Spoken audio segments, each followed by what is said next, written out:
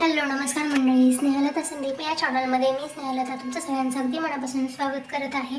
तर मैत्रिणींनो, कालचा व्हिडिओ तुम्ही आपला बघितला असेल की संक्षिप्त गुरुचरित्राचं पारायण कसं करायचं, काय करायचं, त्याचे नियम काय आहेत. आणि ज्यांना गुरुचरित्राचं पारायण जमणार नसेल त्यांनी संक्षिप्तचं पारायण कसं करायचं. पण मैत्रिणींनो, बऱ्याच जणी अशा आहेत की ज्यांना संक्षिप्त गुरुचरित्राचं पारायणसुद्धा जमणार नाही, तर त्यांच्यासाठी हा खास व्हिडिओ आहे.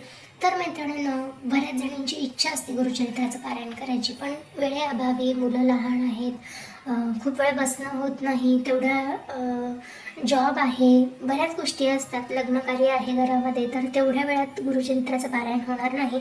तर मैत्रिणींनो, तुम्ही काय करू शकतात हेच आज मी तुमच्यासोबत शेअर करणार आहे. त्यासाठी व्हिडिओ शेवटपर्यंत बघायचा आहे. व्हिडिओ आवडला तर व्हिडिओला लाईक शेअर सबस्क्राईब नक्की करायचं आहे. मी व्हिडिओ कमीत कमी वेळामध्ये आणि लवकर तुमच्यासोबत सादर करण्याचा प्रयत्न करणार आहे. त्यासाठी व्हिडिओ शेवटपर्यंत बघायचा आहे. व्हिडिओ आवडला तर व्हिडिओला लाईक शेअर सबस्क्राईब नक्की करायचं आहे. चला तर मग आपण व्हिडिओला सुरुवात करूया. तर मैत्रिणींनो, बऱ्याच जणांची इच्छा असते पारायण करायची पण होत नाही, मग काय करणार.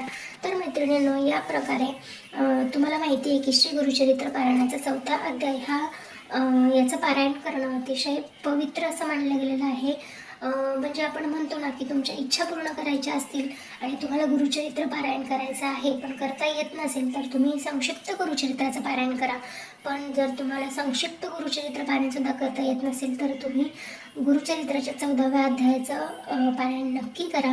तुम्हाला तुमची जी इच्छा आहे, तुमचे जे मागणं आहे देवाकडे, ते पूर्ण झाल्याशिवाय राहणार नाही. अगदी छोटासा ग्रंथ आहे, बघू शकताय तुम्ही, आणि किंमत पण फक्त 15 रुपये आहे. तुम्हाला हे कुठेही उपलब्ध होऊ शकतं, बघू शकताय. मी इथूनच घेतलेलं आहे. पुण्यात उज्ज्वल म्हणून बुक डेपो आहे, तिथून घेतलेला आहे. तुम्हाला कोणत्याही धार्मिक दुकानात, कोणत्याही पुस्तकांच्या स्टेशनरीच्या दुकानात हा ग्रंथ उपलब्ध होईल. तर मैत्रिणींनो, अतिशय सोपं असं पारायण आहे. त्या सगळ्या गोष्टी मी तुम्हाला पुढे व्हिडिओमध्ये सांगणारच आहे. पण व्हिडिओ पहिल्यांदा बघत असाल तर चॅनलला सबस्क्राईब करा आणि व्हिडिओला लाईक करून शेअर नक्की करा जास्तीत जास्त. तर मैत्रिणींनो, इथे बघू शकता तुम्ही या पारायण गुरुचरित्र वाचन कोणी कोणी करावे. तर 12 वर्षावरील कोणतीही व्यक्ती हे पारायण तुम्ही करू शकताय. शक्यतोवर स्त्रियांनी वाचू नये असं यात सांगितलेलं आहे. पण बऱ्याच घरांमध्ये असं होतं की पूजा स्त्रियाच करतात, तितकासा पुरुष जॉबला वगैरे जात असल्यामुळे वेळ मिळत नाही. तर त्यामुळे आपणही हे पारायण करू शकतो, पण विधिवत करा, व्यवस्थित करा, पवित्र पाळा ग्रंथाचं तेवढं. त्यानंतर बघू शकताय 14व्या अध्ययनाच्या उपासनेविषयक काही मार्गदर्शन त्यांनी आपल्याला सांगितलेले आहे. पद्धत ठरवली आहे. शुद्ध दिवस, शुद्ध तिथी याच दिवशी वाचन प्रारंभ करावे. शुचिवृत, आचमन आणि संध्या गायत्री मंत्राचा जप करावा आधी आणि नंतर पारायणाला सुरुवात करावी. देवपूजा, आधी देवपूजा करायची आहे. घरातील सर्व वडीलधाऱ्यांना नमस्कार करायचा आहे. सर्व देवतांना नमस्कार करायचा आहे. मनोकामना संकल्प करून गुरुचरित्र पोथीची पूजा करायची आहे.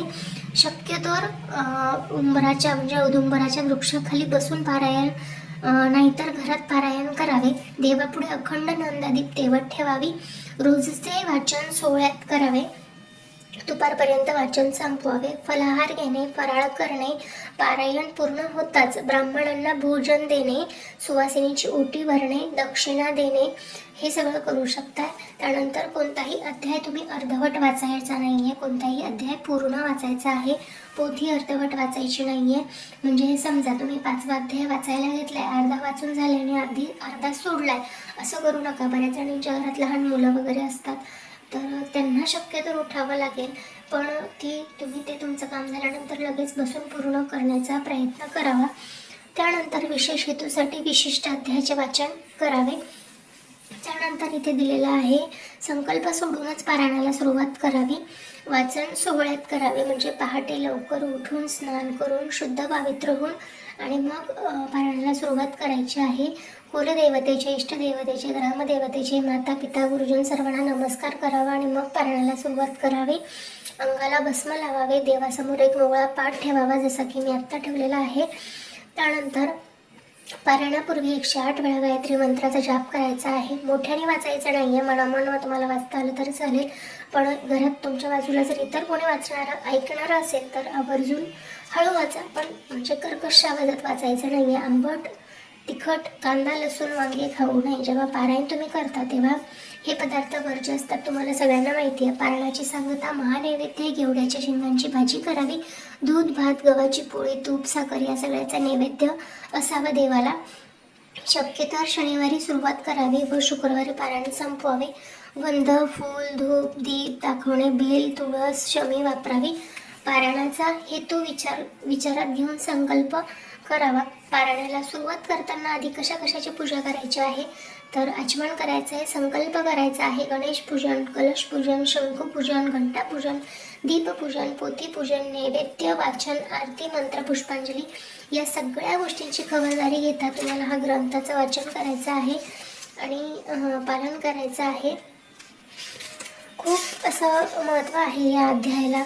आणि तुम्हाला जर गुरुचरित्र पारायण तुम्हाला करायला जमत नसेल तर आवर्जून तुम्ही संक्षिप्त गुरुचरित्र पारायण करण्याचा प्रयत्न करा. पण तुम्हाला संक्षिप्त गुरुचरित्र पारायणही शक्य होत नसेल तर तुम्ही 14व्या अध्यायाचं वाचन नक्की करा, पठण नक्की करा, पारायण नक्की करा. खूप चांगले अनुभव आहेत याचे. आणि गुरुचरित्राचे अनुभव तुम्हाला संक्षिप्त गुरुचरित्र पारायण जे आहे त्यामध्ये पूर्ण बघायला मिळतील. संक्षिप्त गुरुचरित्र पारायणामध्ये पारायणाचे कोणाकोणाला काही काही अनुभव आलेले आहेत हे बघू शकता तुम्ही. सगळं सांगितलेले आहे. पोलिसांना आलेला अनुभव, त्यानंतर महात्म्य नरसिंहवाडीचं, त्यानंतर कोणाचं कर्ज भेटलं, कोणाला न्यूझीलंडला जाण्याची संधी मिळाली, व्याधी मुक्त झाले, अलौकिक कृपा झाली, त्यानंतर विलक्षण अनुभव आला. बऱ्याच अशा गोष्टी आहेत ज्या तुम्हाला या ग्रंथामध्ये बघायला मिळतील. जीव वाचला, त्यानंतर निद्रानाशातून मुक्ती झाली, त्यानंतर मार्गदर्शन केले.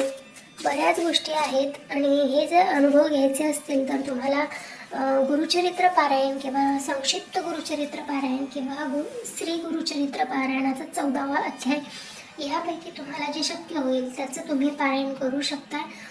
या महिन्यात 5 तारखेला. आणि अजून एक नियम सांगायचा राहिला, तुम्हाला ब्रह्मचर्याचं पालन सुद्धा आवर्जून करायचं आहे. काळे वस्त्र परिधान करायचे नाही आहेत. त्यानंतर खाली जमिनीवरती झोपायचं आहे. पण बऱ्याच जणींची तब्येत वगैरे बरी नसते तर त्यांनी गादीवरती वगैरे झोपलं तर चालेल, पण ज्यांना शक्य आहे त्यांनी आवर्जून खालीच झोपावे.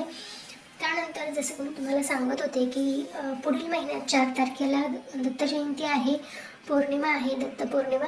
तर त्या दिवशी तुम्हाला जर या पारायणाची सांगता करायची असेल, 7 दिवसाचं पारायण करायचं असेल तर तुम्हाला शुक्रवारी या पारायणाला सुरुवात करावी लागणार आहे. कारण यावेळेस गुरुवारी दत्त जयंती आलेली आहे. आवर्जून तुम्ही या ग्रंथाचं वाचन करा. तुम्हाला फळ मिळाल्याशिवाय राहणार नाही. आणि आपण ज्या गोष्टी करतो तर देव आपली इच्छा पूर्ण केल्याशिवाय राहत नाही. तुम्ही फक्त देवावरती विश्वास ठेवून श्रद्धा ठेवून या गोष्टी करा, तुम्हाला तुमचं फळ नक्की मिळेल. त्यामुळे मी सुद्धा सुरुवात करणार आहे, तुम्ही सुद्धा सुरुवात करा. त्यानंतर आजच्या माझ्या व्हिडिओमध्ये छोटीशी माहिती तुम्हाला कशी वाटली हे मला कमेंट करून नक्की सांगा. व्हिडिओ आवडला असेल तर व्हिडिओला लाईक करा, शेअर करा आणि चॅनलवर जर नवीन असाल तर सबस्क्राईब नक्की करा. आणि मला एक कमेंट करून नक्की सांगा तुम्हाला माझा व्हिडिओ कसा वाटला आहे ते. चला तर मग भेटूया नवीन व्हिडिओमध्ये नवीन काहीतरी माहिती घेऊन. तोपर्यंत स्वस्त राहा, मस्त राहा, स्वामी सेवा करत राहा. Bye bye. श्री स्वामी समर्थ.